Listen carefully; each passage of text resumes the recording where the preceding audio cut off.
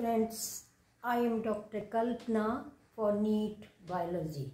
The topic I am taking today is generation and conduction of nerve impulse.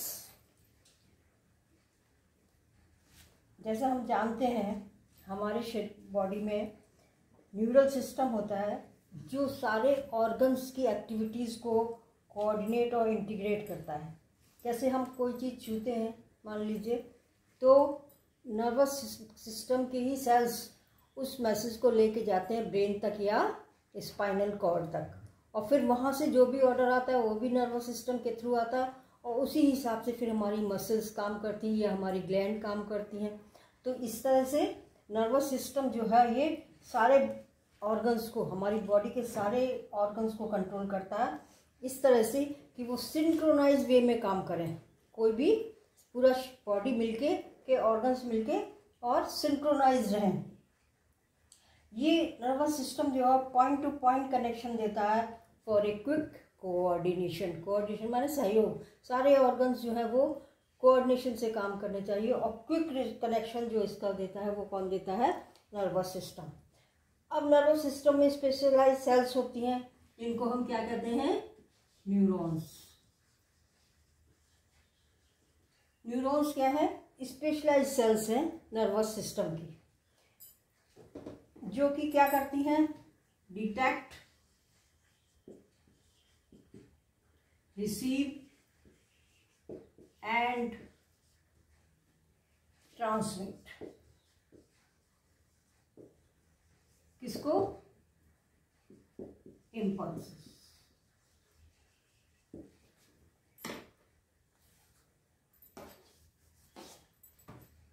जो stimuli मिला है उसको किस फॉर्म में ट्रांसफर करती हैं?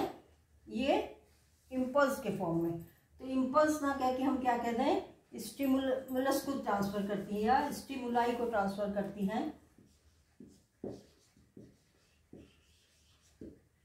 किस फॉर्म में? इम्पल्स के रूप में। इम्पल्स क्या होता है ये अभी हम आगे देखेंगे। तो न्यूरॉन्स जो है वो स्पेशलाइज सेल्स हैं नर्वस सिस्टम की, और इनका काम क्या है? डिटेक्ट करना, ये स्टिमुलस दिया गया है, रिसीव करना, उसको ये रिसीव करती है और उसके बाद ये ट्रांसमिट करती हैं टू द नेक्स्ट न्यूरॉन और टू द ग्लैंड और to the muscles whatever is needed.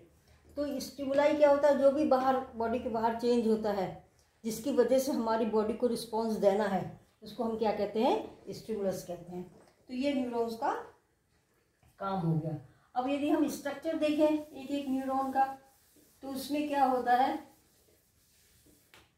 Neuron में एक तो होती है सेल बॉडी, मेन तो सेल बॉडी होती है, ये हो गई सेल बॉडी। इसमें साइटोप्लाज्म होगा और एक न्यूक्लियस होता है इसका, ये न्यूक्लियस है सेल बॉडी का। और इससे जो है फाइबर्स निकले रहते हैं, जो इस साइड फाइबर्स निकलेंगे वो क्या होते हैं? थोड़े छोटे होते हैं और ये ब्रांच होते हैं इस तरह से। ये जाके ये ज़्यादा डिटेल स्ट्रक्चर यहाँ पर हम नहीं ले रहे क्योंकि यहाँ हमें पढ़ना है जनरेशन एंड कंडक्शन। ये कहलाते हैं, ये जो है ये कहलाते हैं डेंड्राइट्स।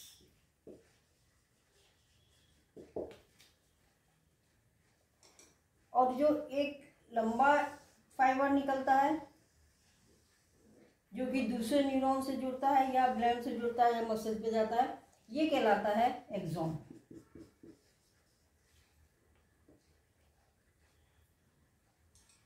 अब डेंड्राइट्स का काम क्या है? रिसीव करना स्टिमुलस को, कहाँ भेजना? सेल बॉडी की तरफ। डेंड्राइट्स जो है वो किस डायरेक्शन में भेजते हैं? सेल बॉडी की तरफ। इम्पल्सेस को ट्रांसमिट करते हैं टुवर्ड्स द सेल बॉडी। और जो ये एक्सॉन है इसकी एंडिंग्स होती हैं, जो इस नर्व फाइबर की जो एंडिंग होंगी वहाँ पर क्या होता है? ये नॉब्स होते हैं, ये फूल जाते हैं और ये नॉब्स बनाते हैं इस तरह से। तो ये तो हो गया एक्सॉन टर्मिनल,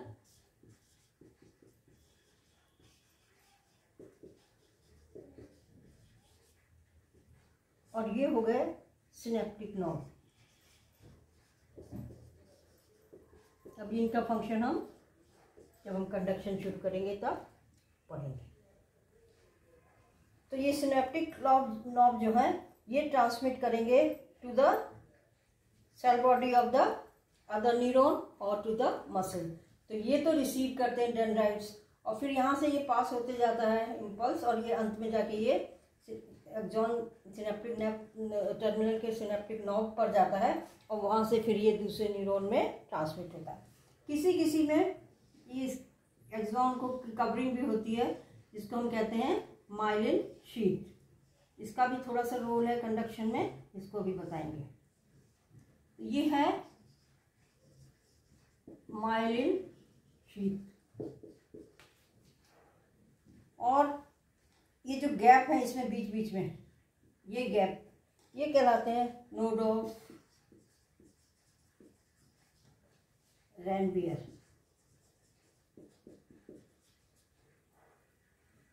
तो मेन कंडक्शन जो वो हम कहाँ पढ़ेंगे, वो किस में होगा, एक्सॉन में। एक्सॉन से लेके कहाँ तक, सिनेप्टिक नॉब तक, और फिर सिनेप्टिक नॉब से लेके फिर दूसरा जो यहाँ पर ये जुड़ेगा दूसरे न्यूरॉन से या मसल से, उसको।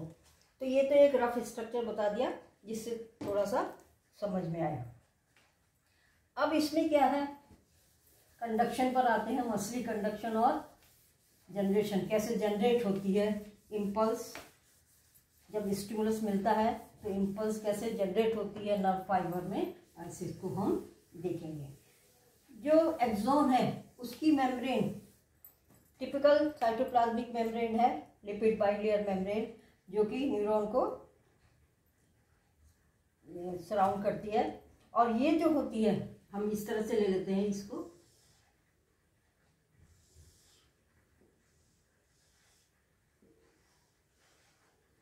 सिलिंड्रिकल फाइबर है, इसकी हमने ये ले ली। तो ये जो है ये क्या होती है, इम्परमिएबल होती है टू चार्ज पार्टिकल मॉलिक्यूल्स या आयंस। आयंस इसमें से अंदर और बाहर नहीं जा सकते, और यदि आयंस को अंदर जाना है या बाहर आना है तो क्या होना चाहिए, उसको एक स्पेशलाइज्ड प्रोटीन होती है उस, जिनको हम कहते हैं क्या, ये कहलाती हैं आयन चैनल्स।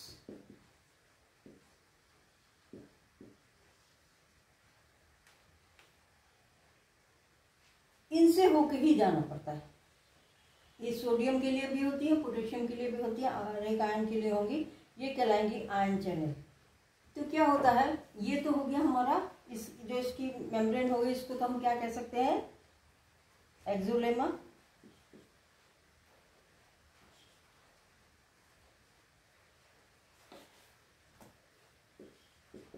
एक्सोनेमा या एक्सियल मेम्ब्रेन।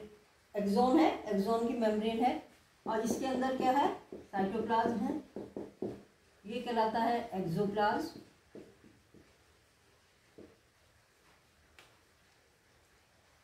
और ये हो गए आयन चैनल्स, ये मेन स्ट्रक्चर है। और ये मेम्ब्रेन जो है ये क्या है, इम्परमेबल है आयंस या मॉलिक्यूल्स के लिए नॉर्मल कंडीशन में। और यदि इसमें से जाना है तो आयंस या मॉलिक्यूल्स हमेशा किसके थ्रू जाएंगे, ये प्रोटीन की आयन चैनल्स के थ्रू ही जाएंगे। अब इसमें चार्ज रहता है, पॉजिटिव आयंस और नेगेटिव आयंस अंदर भी होते हैं, और पॉजिटिव आयन नेगेटिव आयन बाहर भी होते हैं। अब कहाँ ज़्यादा है कहाँ कम है ये डिपेंड करता है, और यही क्रिएट करता है क्या, मेम्ब्रेन पोटेंशियल। नॉर्मल कंडीशन में तो ये हम ये ले रहे हैं मान लो, और अंदर इसके क्या है, नेगेटिव है, बाहर ये क्या है, पॉजिटिव। तो ये जो डिफरेंस होगा, पोटेंशियल डिफरेंस मेम्ब्रेन के अक्रॉस बाहर और अंदर, उसको हम क्या कहते हैं, मेम्ब्रेन पोटेंशियल। और ये मेम्ब्रेन पोटेंशियल ही बदलता है किससे, आयंस के मूवमेंट से। कौन सा आयन अंदर आया, कौन सा आयन बाहर गया, उससे ये क्या होते हैं, पोटेंशियल डिफरेंस चेंज होता है, माने मेम्ब्रेन पोटेंशियल बदलता है। तो इस तरह से ये कंडक्शन इसका होता जाएगा। अब हम पहला स्टेप लेते हैं कंडक्शन का। हम पहला स्टेप वो ले रहे हैं जबकि कोई भी स्टिमुलस नहीं मिला हुआ है, मतलब इम्पल्स कंडक्शन नहीं हो रहा है, नॉर्मल कंडीशन है इसकी फाइबर की। इस समय ये क्या कहलाता है, रेस्टिंग और एक्सोनबल मेम्ब्रेन, ये जो है इस समय ये क्या है, रेस्टिंग स्टेज। फर्स्ट स्टेज जो है ये क्या हो गई, रेस्टिंग स्टेज हो गई। इस समय ये मेम्ब्रेन, एक्सोनबल मेम्ब्रेन जो है ये कंपैरेटिवली ज़्यादा परमेएबल होती है, किसके लिए, पोटेशियम आयन के लिए। यहाँ पर हम लिख देते हैं पोटेशियम, और करीब करीब इम्परमेएबल होती है किसके लिए, सोडियम आयन के लिए। तो सोडियम आयन तो ये अंदर नहीं आने देंगे, और पोटेशियम आयन ये अंदर है, और ये इम्परमेएबल है निगेटिवली चार्ज प्रोटीन जो एक्सोप्लाज्म में प्रेजेंट है। इसके अंदर प्रोटीन्स भी हैं, ये भी निगेटिवली चार्ज है। तो एक्सोप्लाज्म में क्या क्या है, अंदर पोटेशियम आयन पॉजिटिव और प्रोटीन्स निगेटिव। बाहर क्या ज़्यादा है, सोडियम आयन, तो बाहर पॉजिटिव ज़्यादा है, इसी की वजह से हमने यहाँ पर इसको पॉजिटिव दिखाया है। और ये अंदर क्या हो गया, कंपैरेटिवली कम पॉजिटिव मतलब निगेटिव। तो इस तरह से बाहर सोडियम आयन का कंसंट्रेशन ज़्यादा है और अंदर पोटेशियम आयन का कंसंट्रेशन ज़्यादा है। ऐसा नहीं है कि यहाँ पोटेशियम नहीं है या यहाँ सोडियम नहीं है, यहाँ भी पोटेशियम है, लेकिन हमने इसलिए नहीं लिखा है जिससे आपको पता चले कि हाँ सोडियम ज़्यादा है और अंदर जो है पोटेशियम ज़्यादा है।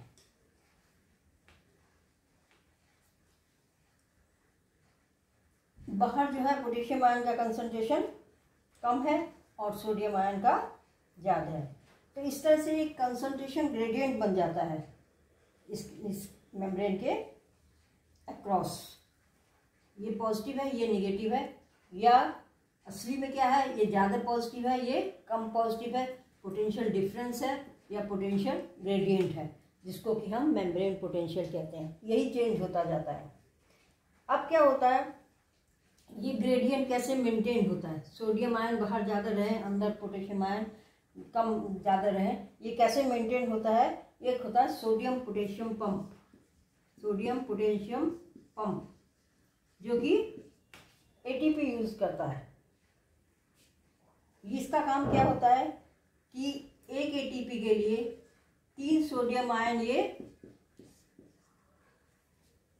आउटवर्ड ट्रांसपोर्ट करता है और 2 पोटेशियम आयन जो है ये अंदर ट्रांसपोर्ट करता है। तो ये पोटेशियम आयंस बाहर निकालेगा, अंदर लाएगा, और पोटेशियम आयंस को, ये सोडियम आयंस को बाहर ले जाता है। इसलिए एक एटीपी पर एटीपी जो है 3 तो सोडियम बाहर जाएंगे और 2 अंदर क्या पोटेशियम अंदर आएंगे। इसी की वजह से ऐसा रहता है कि पोटेंशियल डिफरेंस ये मेंटेन रहता है। इसलिए एक्सोनल जो मेम्ब्रेन है उसके पॉजिटिव चार्ज बाहर होता है और नेगेटिव चार्ज अंदर होता है। इसको क्या कहते हैं, पोलराइजेशन। रेस्टिंग स्टेज में क्या कहेंगे हम इसको, पोलराइजेशन।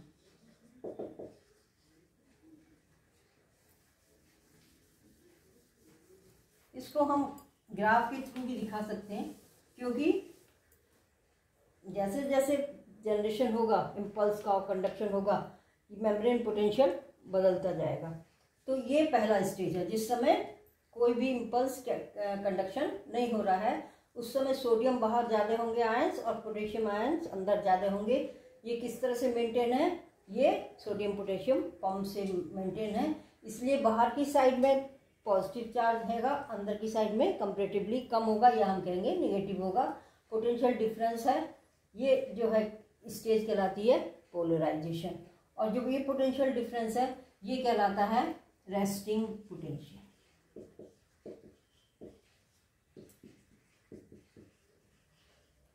और इसकी वैल्यू कितनी होती है, लगभग -70 मिलीवोल्ट।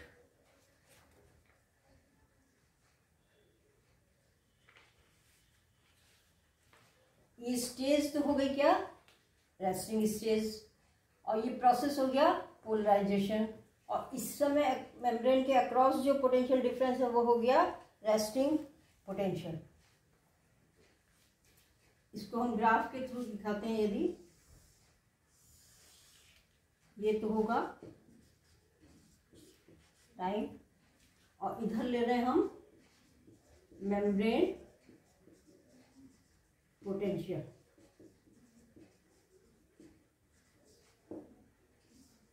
इसमें मिलीवोल्ट में। तब ये रेस्टिंग स्टेज है, ये क्या है, रेस्टिंग स्टेज है। इस समय कितना होगा वैल्यू मेम्ब्रेन पोटेंशियल की, -70 मिलीवोल्ट। ये है रेस्टिंग पोटेंशियल। किस समय, जिस समय केवल सोडियम आयन बाहर ज़्यादा है, और आयन्स भी हैं, पोटेशियम भी है, लेकिन ज़्यादा है सोडियम, और अंदर जो है पोटेशियम आयन ज़्यादा है। लेकिन क्योंकि सोडियम पोटेशियम पंप जो है एक बार में 3 सोडियम और 2 पोटेशियम को कैरी करता है, इसलिए बाहर पॉजिटिव चार्ज ज़्यादा होता है और अंदर नेगेटिव चार्ज ज़्यादा होता है, या ये कम पॉजिटिव होता है। इस पोटेंशियल को कहते हैं रेस्टिंग पोटेंशियल। तो ये तो हो गया रेस्टिंग पोटेंशियल। अब दूसरी स्टेज में क्या होगा,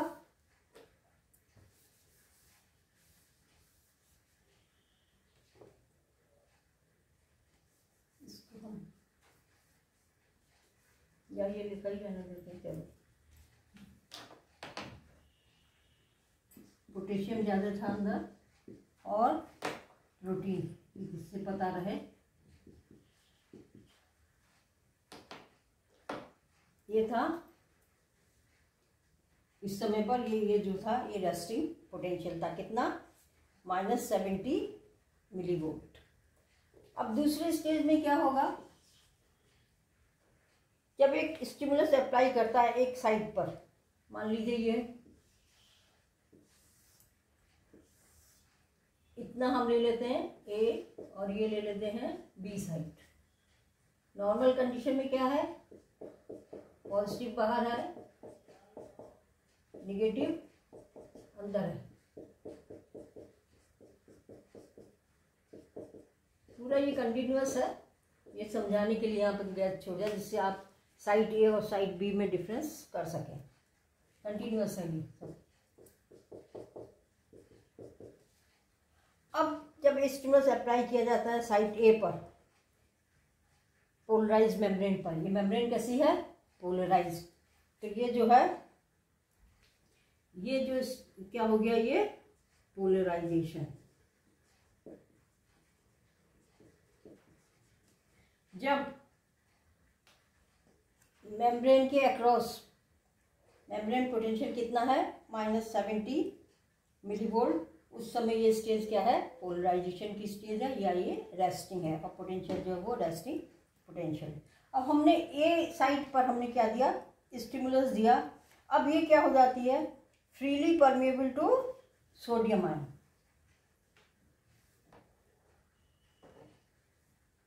ए साइड पर, जिस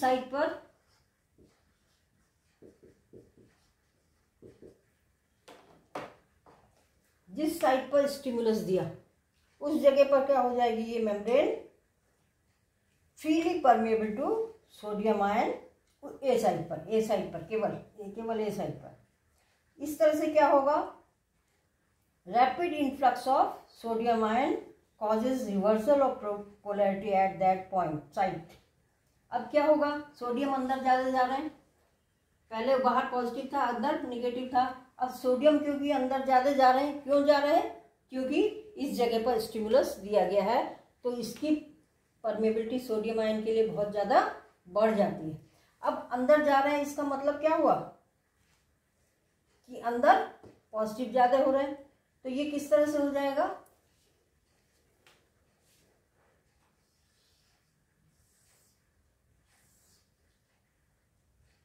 यहाँ पॉजिटिव ज़्यादा हो गए, और ये बी साइड है, इसमें तो यही रहा। साइड बी में कोई चेंज नहीं आया अभी, केवल साइड ए में चेंज आया है।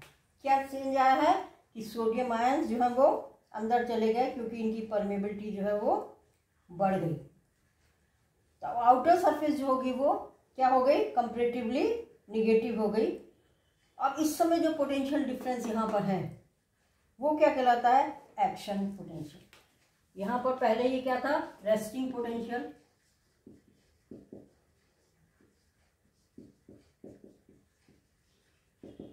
जिसकी वैल्यू थी -70 मिली वोल्ट। अब ये क्या हो गया, एक्शन पोटेंशियल, इसकी वैल्यू होती है +30 मिली वोल्ट। जब स्टिमुलस मिला, सोडियम आयंस अंदर जाने लगे जल्दी जल्दी, और अंदर इसको क्या कर दिया, पॉजिटिव कर दिया, बाहर अभी नेगेटिव हो गया। इसमें जो पोटेंशियल डिफरेंस है वो क्या कहलाएगा, एक्शन पोटेंशियल, और इसकी वैल्यू हो जाती है +30 तक। लेकिन ये +30 तुरंत नहीं होती, क्या होगा, ये पहले धीरे धीरे कम होना शुरू होगा, और जब ये -55 पे आ जाएगा, ये आ गया -55, माइनस कम होना शुरू हुआ, -55 जब आ जाएगा उस समय ये थ्रेशोल्ड पोटेंशियल कहलाता है। तो ये जो होगा ये थ्रेशोल्ड है, मतलब क्या हो गया, जब -55 मिली वोल्ट होगा तभी ये डिपोलराइजेशन शुरू होगा, और ये कहाँ तक पहुंचेगा, +30 तक। पहले ये 0 हो जाएगा, 0 के बाद +10 मतलब प्लस में बढ़ता रहेगा, और कहाँ पहुंच गया ये +30। ये स्टेज, ये प्रोसेस जो ये क्या कहलाता है, डीपोलराइजेशन।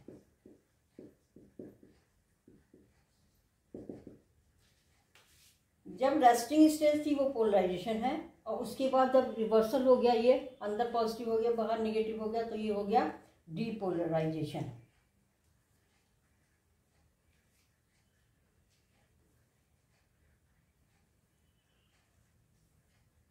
और यही जो ये एक्शन पोटेंशियल हुआ, ये एक्शन पोटेंशियल जो हुआ, यही क्या कहलाता है, ये कहलाता है नर्व इम्पल्स।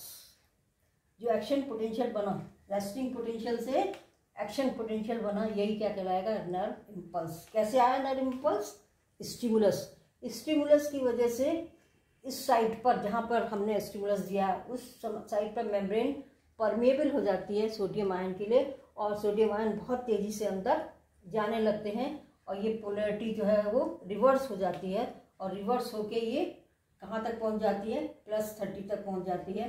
-55 पर ये थ्रेशोल्ड है, इससे कम पे ये इम्पल्स नहीं चलेगा, तो धीरे धीरे कहाँ पहुँची, +30 पे, और ये कहलाएगा एक्शन पोटेंशियल। तो एक्शन पोटेंशियल की वैल्यू क्या होगी, +30 मिली वोल्ट। अब तीसरा,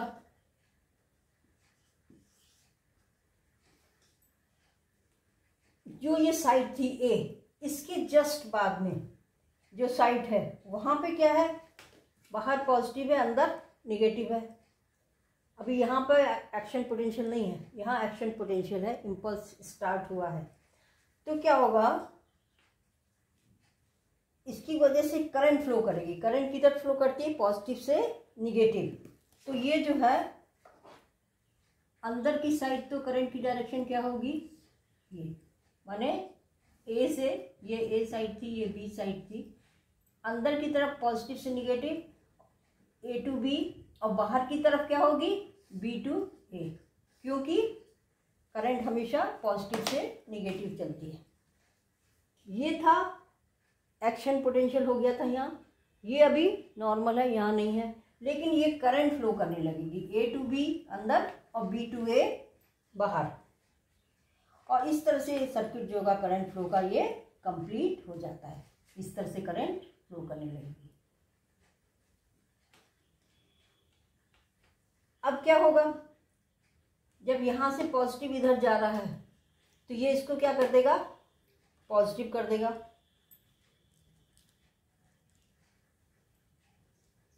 यहाँ, और तो बाहर क्या हो जाएगा, नेगेटिव। इसका मतलब क्या हुआ, यहाँ एक्शन पोटेंशियल जनरेट हो गया। अभी एक्शन पोटेंशियल यहाँ था, और जब ये करंट फ्लो करेगी यहाँ से यहाँ, और बाहर यहाँ से यहाँ, तो क्या होगा, यहाँ पर ये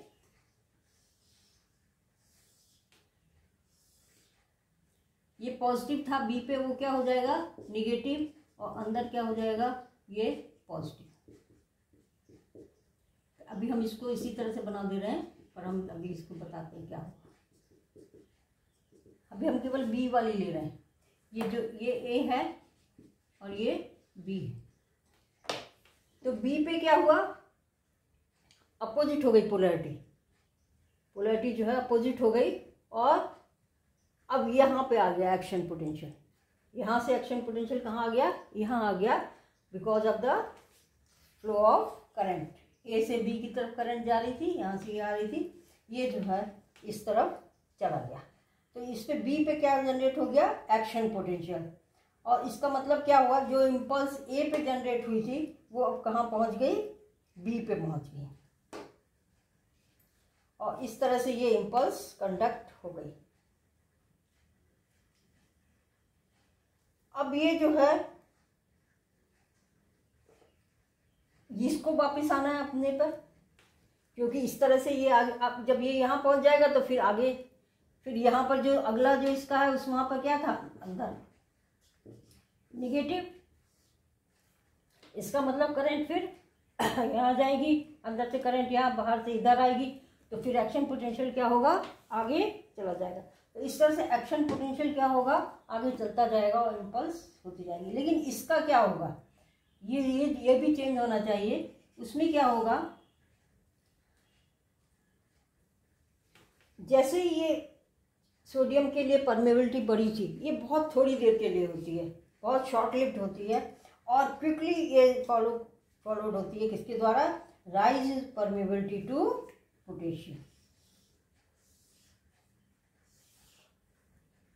पोटेशियम आयन, और within a fraction of second में क्या हो जाता है, पोटेशियम आयन डिफ्यूज हो जाते हैं outside the membrane and restore the resting potential of the membrane. ये तो अभी आगे प्रोसेस चलता ही रहेगा जैसे चल रहा है। पर इस जगह पर, जिस जगह पर स्टिमुलस दिया था हमने, उस जगह क्या हो जाएगा, ये तुरंत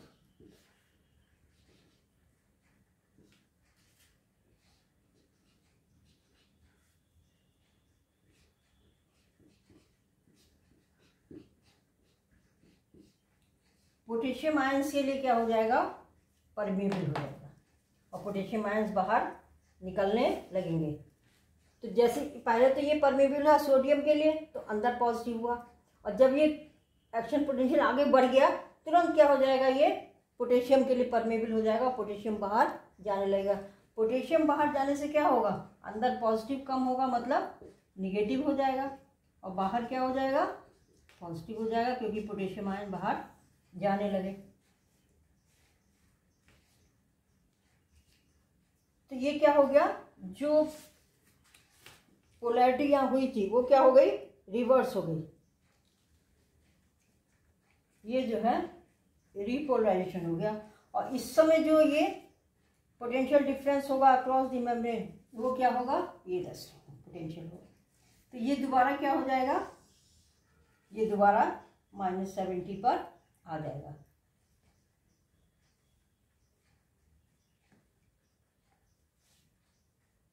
तो ये बहुत जल्दी होता है, पोटेशियम जो है उसके लिए ये बहुत तेज है, और जब ये पोटेशियम बाहर जाने लगते हैं तो ये -70 से भी ज़्यादा, क्योंकि बहुत तेज़ी से जाते हैं, तो ये थोड़ा सा और ज़्यादा ही आ जाता है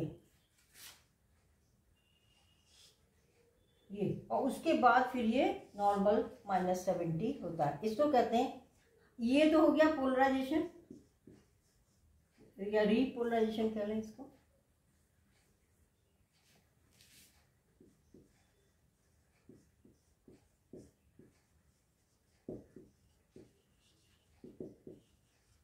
और ये कहलाता है हाइपर पोलराइजेशन।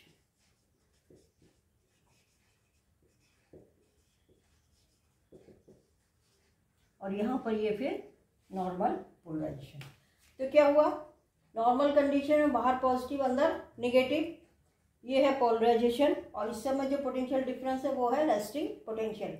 उसके बाद जैसे ही स्टिमुलस हुआ, मेम्ब्रेन परमेबल हो जाती है सोडियम आयन के लिए, और अंदर ये जो है सोडियम आयन तेजी से अंदर जाते हैं, जिससे अंदर क्या हो जाता है, पॉजिटिव हो जाता है, बाहर नेगेटिव हो जाता है।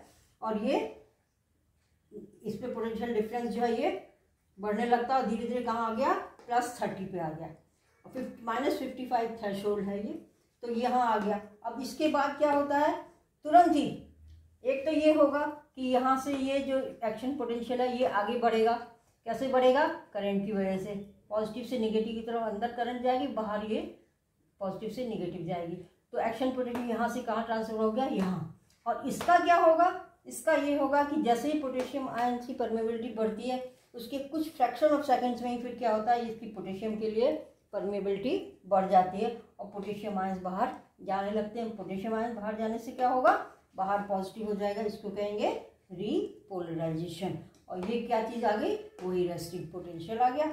और लेकिन ये -70 तक नहीं आता, बल्कि और ज़्यादा तक जाता है, ये लगभग -90 तक चला जाता है, -90 मिलीवोल्ट हो जाता है। लेकिन फिर धीरे धीरे धीरे ये नॉर्मल कंडीशन में आके ये हो जाता है।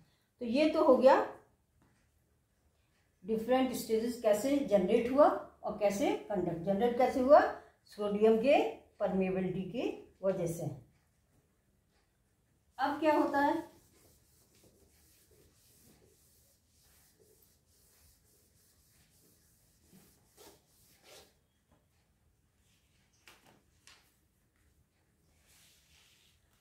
जो नोट्स ऑफ रैनवियर बताए थे उसमें क्या था, ये एक्सॉन था, ये माइलिन शीट थी, और इनके बीच में क्या थे, ये नोट्स ऑफ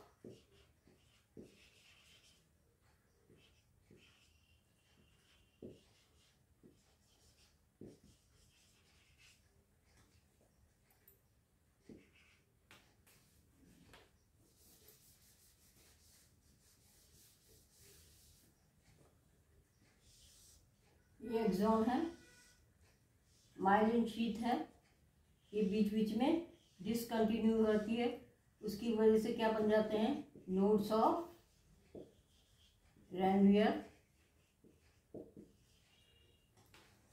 तो नोड्स ऑफ रैनवियर क्या है, गैप है माइलिन शीट में, और इनकी लेंथ होती है 1 माइक्रोमीटर। ये जो गैप है ये है 1 माइक्रोमीटर लॉन्ग, और इसमें वोल्टेज गेटेड सोडियम और पोटेशियम चैनल्स होते हैं, जैसे मेम्ब्रेन में थे वैसे यहाँ पर भी हैं, और फ्लो ऑफ आयंस इनके थ्रू जो होते हैं वो एक्शन पोटेंशियल जनरेट करते हैं over and over again along the axon. यहाँ पर एक्शन पोटेंशियल जनरेट होते हैं, और उसकी वजह से जंप करते जाता है, जो इम्पल्स है वो यहाँ से कहाँ जाएगा, यहाँ से यहाँ से हर एक, तो ये एक नोड से दूसरे नोड में जंप करते हैं। एक्सॉन के थ्रू तो जा ही रहा है, अंदर तो ये कंडक्शन हो ही रहा है, उसके अलावा ये जंप करके भी एक्शन पोटेंशियल एक नोड से दूसरे नोड में जा रहा है। ये जंपिंग एक्शन पोटेंशियल जो है इसको कहते हैं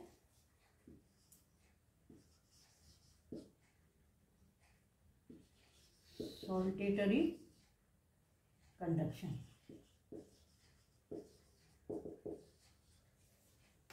ये जो नोड्स के नोड एक्शन पोटेंशियल यहाँ से यहाँ, एक्शन पोटेंशियल बिल्कुल वैसे ही जनरेट होगा जैसे अभी मेम्ब्रेन में बताया था, लेकिन ये क्या होगा, जंप करता जाएगा। इसका मतलब क्या होगा, ये बहुत तेज होगा। तो सॉल्टेटरी कंडक्शन जो है वो through one node to second node है, और ये बहुत फास्ट होता है, तो इससे जो कंडक्शन होगा वो बहुत फास्ट होगा। इसके अलावा ये जो माइलिन शीट है ये इंसुलेटर का काम करती है, तो इस वजह से क्या होता है, करंट एक्सॉन छोड़ के नहीं जा सकते, और इससे भी स्पीड क्या होती है, एक्शन पोटेंशियल कंडक्शन की बढ़ जाती है। तो माइलिन शीट तो इंसुलेटर हो गई, बाहर करंट नहीं जा सकती, सब जो करंट है वो आगे ही बढ़ेगी, इसलिए स्पीड बढ़ेगी। दूसरा नोड्स जो होते हैं ये सॉल्टेटरी कंडक्शन करते हैं, जंप करते जाते हैं एक्शन पोटेंशियल, तो जिसमें माइलिन शीट होगी उसमें कंडक्शन बहुत फास्ट होता है।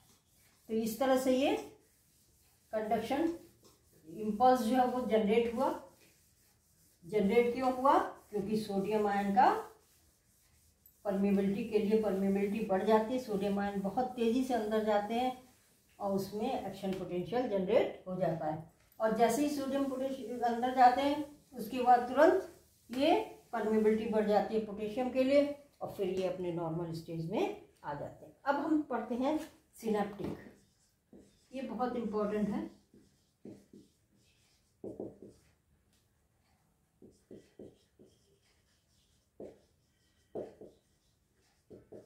जैसा अभी बताया था, न्यूरॉन में लास्ट में ये जो है एक्सॉन टर्मिनल्स होते हैं, वहाँ पर सिनेप्टिक नॉब्स होती हैं और इस सिनेप्टिक नॉब तक तो इसी तरह से कंडक्शन पहुँचता है। उसके बाद ये दूसरे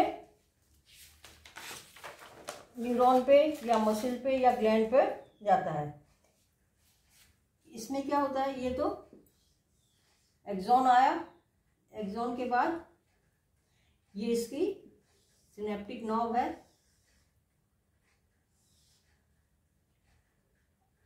और इसकी ये मेम्ब्रेन है।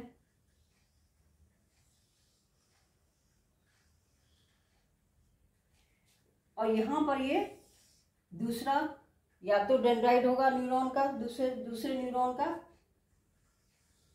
या मसिल होगी या कोई भी ग्लैंड होगी।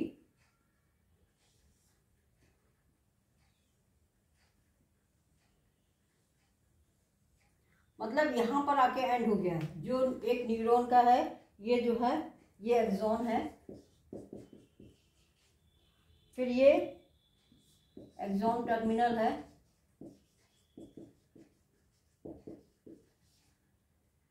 एक्सॉन टर्मिनल है और ये जगह जो है इसकी ये इसमें ये पढ़ा था, ये जो है सिनेप्टिक नॉब है।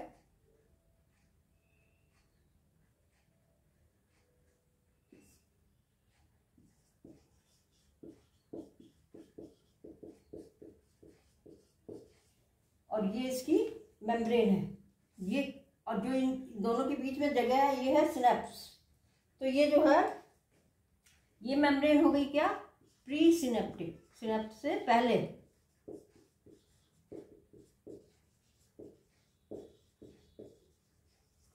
और ये हो गई सिनेप्टिक क्लेफ्ट।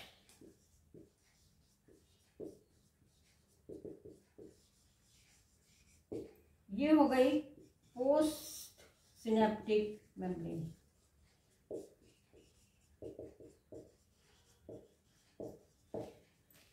यहाँ तक एक न्यूरॉन है और यहाँ से दूसरा न्यूरॉन शुरू हुआ है और ये बीच में गैप है। इस गैप को क्या कहते हैं, सिनेप्टिक क्लेफ्ट। पहले वाले न्यूरॉन की जो ये मेम्ब्रेन है ये कहलाएगी प्री सिनेप्टिक मेम्ब्रेन, क्योंकि ये सिनेप्स से पहले है। और ये जो दूसरी वाले की आएगी शुरू होगी, ये क्या होगी, प्री सिनेप्टिक मेम्ब्रेन। और ये तीनों चीजें, दोनों मेम्ब्रेन और बीच का गैप, ये क्या बनाते हैं, ये बनाते हैं सिनेप्स।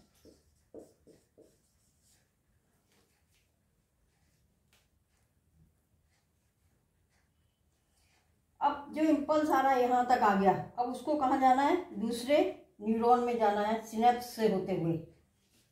और सिनेप्स कैसे बना है, प्री सिनेप्टिक मेम्ब्रेन और पोस्ट सिनेप्टिक मेम्ब्रेन के और गैप के मिलने से ये सिनेप्टिक क्लेफ्ट बन गया है।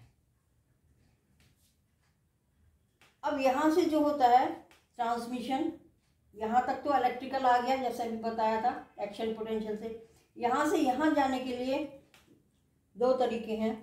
एक तो क्या है, एक है इलेक्ट्रिकल बिल्कुल वैसा ही है जैसा अभी हमने एक्शन पोटेंशियल पढ़ा है, बिल्कुल वैसे ही होता है। इसमें इलेक्ट्रिकल पोटेंशियल जो है बिल्कुल वैसा ही होता है।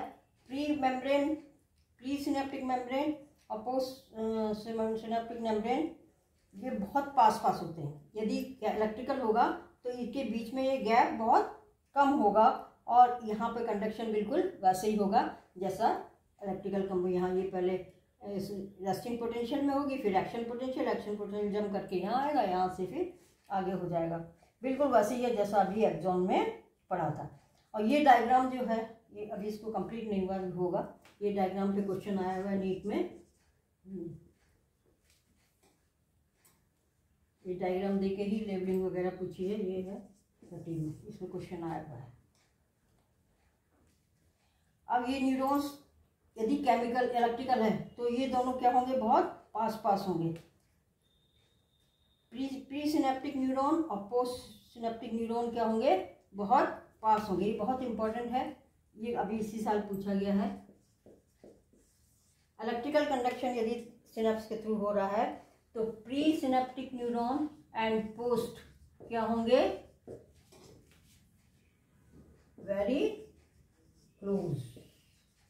इनके बीच में गैप जो होगा बहुत कम होगा, और यहाँ पे बिल्कुल वैसे ही कंडक्शन होगा जैसे एक्सॉन में पढ़ लिया, लेकिन ये कम होता है।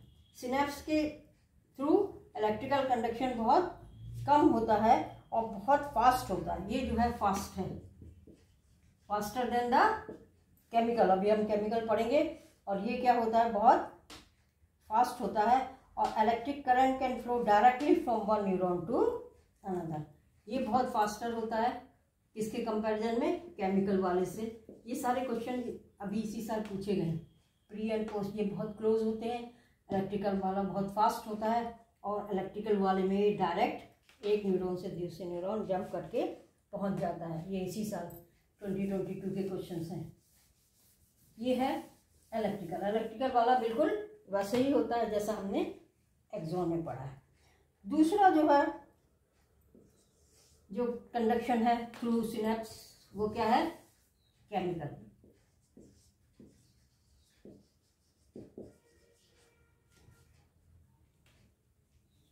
केमिकल में क्या होगा, केमिकल सिनेप्स और केमिकल ट्रांसमिशन में क्या होगा, ये स्लो होता है उसके कंपैरिजन में। प्री और पोस्ट सिनेप्टिक न्यूरॉन्स की जो मेम्ब्रेन्स होती हैं वो एक फ्लूइड फिल्ड स्पेस से, इनके बीच में गैप होता है। ये गैप हमने बताया सिनेप्टिक क्लेफ्ट कहलाएगा। इसमें फ्लूइड भरा रहता है, ये यहाँ पर ये फ्लूइड भरा रहेगा।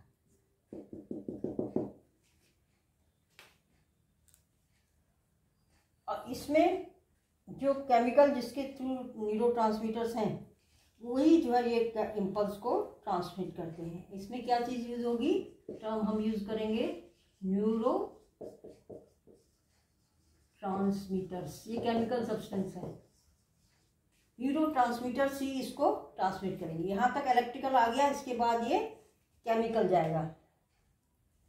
यहाँ पर न्यूरो एक्सॉन टर्मिनल जो है इसमें बहुत सारी वेसिकल्स होती हैं जिनको सिनेप्टिक वेसिकल्स कहते हैं।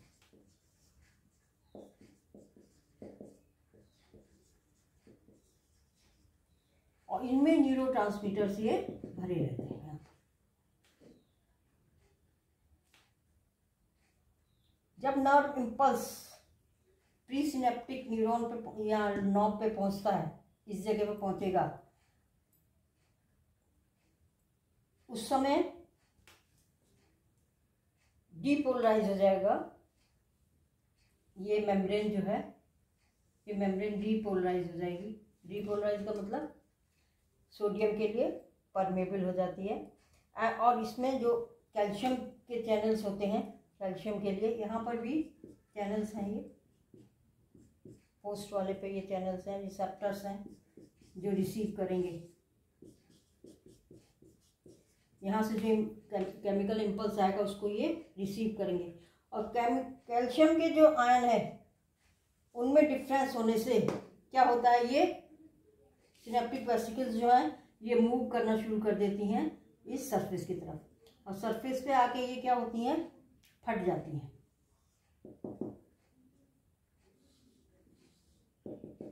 कैल्शियम आयन में चेंज आएगा और उसकी वजह से ये मूव करना शुरू करती हैं और नॉब के सरफेस पे आ जाएंगी और यहाँ पे आके अपने न्यूरोट्रांसमीटर्स को क्लेफ्ट में, सिनेप्टिक क्लेफ्ट में रिलीज कर देती हैं।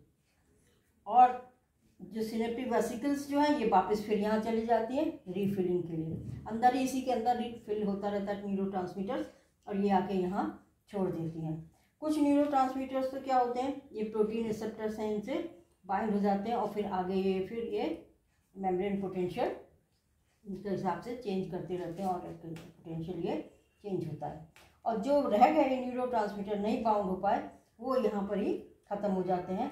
और पोस्ट सिनेप्टिक न्यूरॉन जो है उसकी पोस्ट सिनेप्टिक मेम्ब्रेन, वो सोडियम आयंस उसके चैनल खुल जाते हैं, अंदर सोडियम आयन जाने लगते हैं और फिर वैसे ही डीपोलराइजेशन होता है जैसा कि एक्सॉन के केस में हुआ था। तो इस तरह से जो इलेक्ट्रिकल इम्पल्स यहाँ आया था वो इस दौरान किसमें बदल गया, केमिकल इम्पल्स में। केमिकल इम्पल्स क्या है, केमिकल सब्सटेंस क्या है, न्यूरोट्रांसमीटर, जो इसको यहाँ पहुँचाते हैं। और जैसे यहाँ पहुँचते हैं फिर ये सोडियम के लिए परमेबल हो जाती है और फिर उसी तरह से डीपोलराइजेशन होता है।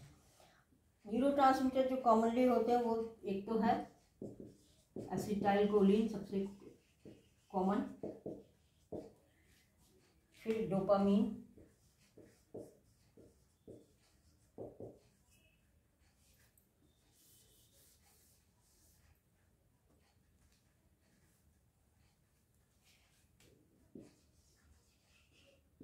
Gamma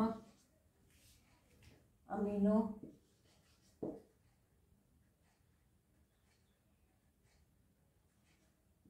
gamma amino boutique acid,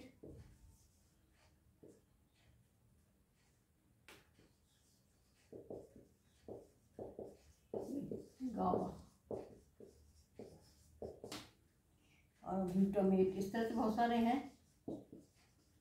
अब कुछ तो ये एक्साइटेटरी है, मतलब एक्साइट करते हैं, और कुछ इनहिबिटरी भी होते हैं, कंडक्शन को रोकते भी हैं ये कुछ न्यूरोट्रांसमीटर्स। पर हम तो कभी कंडक्शन नहीं पढ़ रहा तो हम ये समझते हैं कि न्यूरोट्रांसमीटर ये आगे बढ़ गया। कंडक्शन को रोकना है तो वहाँ पर इनहिबिटरी भी होते हैं, और ये जो है न्यूरॉन के अंदर ही सिंथेसाइज होते हैं, यहाँ पर बनते हैं और ये वेसिकल फिर हो जाती हैं और वेसिकल फिर मूव करने लगती हैं टुवर्ड्स द मेम्ब्रेन, यहाँ जाके फट जाती हैं। क्लेफ्ट में ये न्यूरोट्रांसमीटर्स रिलीज हो जाते हैं, और जब ये न्यूरोट्रांसमीटर ये रिसेप्टर इनको रिसीव करते हैं तुरंत इस मेम्ब्रेन की सोडियम, ये न्यूरोट्रांसमीटर कैसे बिहेव करेंगे, जैसे कि स्टिमुलस है, जो स्टिमुलस ने काम किया था वो यहाँ पर ये केमिकल सब्सटेंसेस करेंगे और इसकी परमेबिलिटी फॉर सोडियम को चेंज करते हैं, सोडियम आयन अंदर जाने लगते हैं, डीपोलराइजेशन हो जाता है और फिर इस तरह से ये पूरा कंडक्शन होता जाता है। तो इस तरह से वैसे तो इलेक्ट्रिकल कंडक्शन ही है, लेकिन सिनेप्स में जो होता है वो केमिकल भी होता है और इलेक्ट्रिकल भी होता है। केमिकल ज़्यादा कॉमन है लेकिन ये स्लो होता है और इलेक्ट्रिकल वाला बहुत तेज होता है। तो इस तरह से ये एक न्यूरॉन से दूसरे न्यूरॉन में ट्रांसमिट होता है, या फिर एक न्यूरॉन से ये मसल में भी हो सकता है, लास्ट जो न्यूरॉन होगा उससे मसल में भी जा सकता है, इस तरह से ग्लैंड में भी जा सकता है। ग्लैंड सिक्रीट, जब उसको ये एक्शन पोटेंशियल मिलता है तो वो सिक्रीट करता है कुछ ना कुछ, इस तरह से ये इम्पल्स बढ़ता जाता है। तो यदि आपको अच्छा लगा हो वीडियो तो आप लाइक करिए और सब्सक्राइब करिए, सब्सक्राइब जरूर कर दीजिए चैनल को। Thank you.